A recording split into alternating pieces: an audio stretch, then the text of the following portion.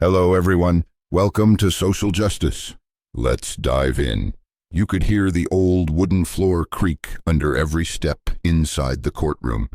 No one spoke until Judge Franklin Moore's voice cut through the heavy air. You are defiling this courtroom with that sloppy appearance. The packed courtroom fell completely silent, as if someone had snuffed out all sound. All eyes turned toward the young woman standing alone before the bench. Isabella Cruz, a nurse wearing blue scrubs. Her hands trembled slightly, but her chin remained lifted. A dark, dried blood stain was still clearly visible on her sleeve. The tension was so thick you could hear your own heartbeat. Someone in the audience whispered, "Does she think she's in an emergency room?" For a fleeting moment, Isabella seemed utterly alone, facing a sea of judgmental eyes and a man in power ready to punish her for what seemed like just the way she dressed. What they didn't know was, this small woman was about to make the entire courtroom rise to their feet and applaud. Isabella Cruz was no stranger to life and death moments.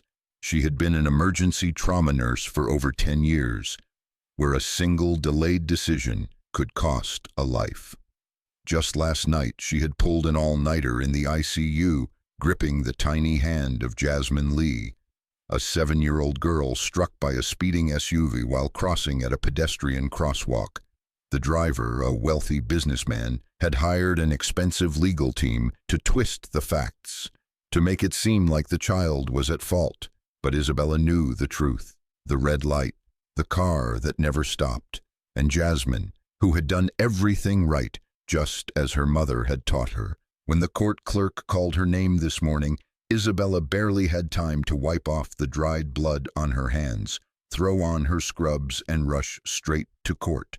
No time to change, no time to tidy up, only the truth, and a duty she refused to abandon. Now, standing under the courtroom's harsh lights, Isabella wasn't just carrying a bloodstain on her sleeve. She was carrying the whispered prayers of a mother sitting silently in the front row, a prayer that someone would have the courage to speak the truth. Judge Franklin Moore leaned forward, tapping his gavel against the bench. "Miss Cruz, are you aware that this is a courtroom, not a free clinic? Your attire is an insult." A small, cutting chuckle rose from somewhere in the back rows. It wasn't loud, but sharp enough to sting. Isabella gripped the edge of the witness stand tightly, not from shame for herself, but out of anger for Jasmine, and for how easily this room seemed ready to dismiss who deserved to be heard, based on appearances alone. The judge shook his head, flipping impatiently through a stack of papers. "Court will recess for 10 minutes, he announced, "so the witness can change into appropriate attire." Isabella glanced downward, saw Jasmine's mother, hands tightly clenched, eyes red with worry and despair. In that brief instant, every path seemed to urge Isabella to retreat, apologize, bow her head, go change clothes. But deep within her chest, another rhythm beat, heavy, steady. She hadn't come here to please anyone. She came to stand up for a child who could not stand up for herself. And in just a few seconds, the entire room would understand that. Isabella drew a deep breath. She released her grip on the stand and stepped forward. Her voice rang out, not loud, but steady enough that everyone lifted their heads to listen. "With all due respect, Your Honor, I will not change." A ripple of astonishment swept through the courtroom. The assistant judges exchanged uneasy glances. A few whispers flared, then fell silent as Isabella raised her arm, pointing to the deep, dark bloodstain on her sleeve. "This is Jasmine Lee's blood. I came straight from the ICU, where she is fighting for her life because of that man." She turned to face the defendant. The man fidgeted with his tie, eyes darting away. "I'm not wearing expensive clothes. I didn't walk in here polished and perfect, but I walked in here with the truth. And the truth doesn't need a costume to be worthy of respect." She paused, letting the words settle. Her voice was no longer shaky. It was clear, sharp. "Respect isn't about fabric. Respect is about whether you have the courage to show up and speak the truth, even when it's judged. No one moved. No one laughed. Even Judge Franklin Moore leaned back into his chair, silent. In that dense, heavy stillness, Isabella stood alone, small in stature, plain in appearance, but towering above everyone else in that courtroom. No one in the courtroom dared to breathe. Isabella Cruz remained standing, bathed in the cold shafts of light, filtering through the tall windows, amidst gazes that had stopped judging, and instead shifted to awe and something deeper. In the front row, Jasmine Lee's mother, a frail woman with a haggard face from sleepless nights, slowly stood up. Her hands trembled as she brought them together, one clap, then another, thin but steady, like the fragile hope she was still holding on to. A beat later, a juror stood, then another, and then the entire courtroom. Applause rippled out like an underground wave, soft at first, then swelling, unstoppable. No one ordered it, no one pushed it. They rose, because they understood, because in that moment every boundary of status, clothing, and color melted away, and all that remained was the naked truth. Courage is the greatest thing worthy of respect.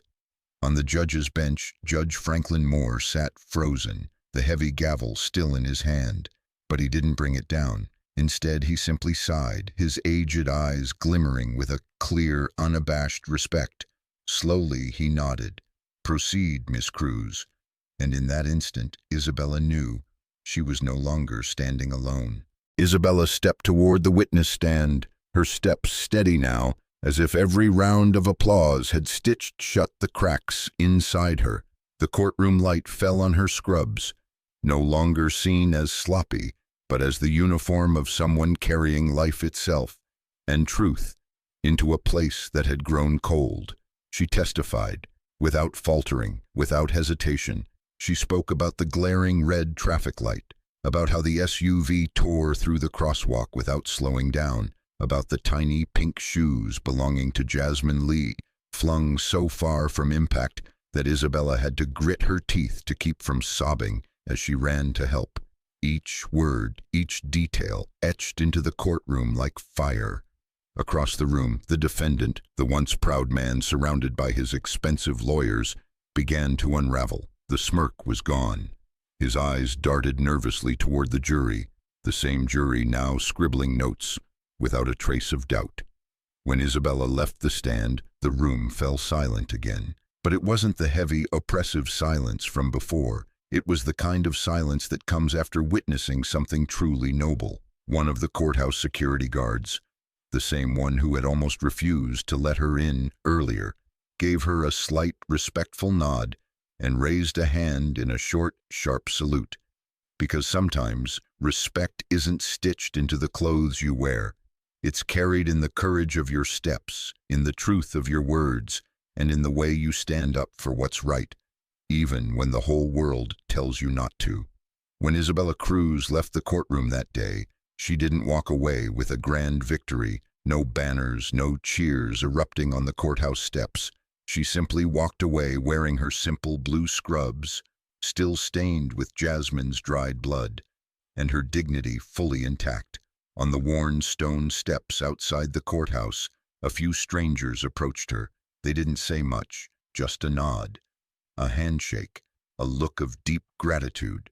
No fancy speeches, no certificates needed. Because the truth is, in the moments that matter most, you don't need to be dressed in grandeur to deserve respect. You just need enough courage to stand up, to speak the truth, and to hold your heart steady, no matter how harsh the judgmental eyes around you. If Isabella Cruz's story touched your heart, help us spread this message by hitting like to support true courage, subscribing to Social Justice for more moving stories, and don't forget, the next video is already waiting for you. See you in the next story.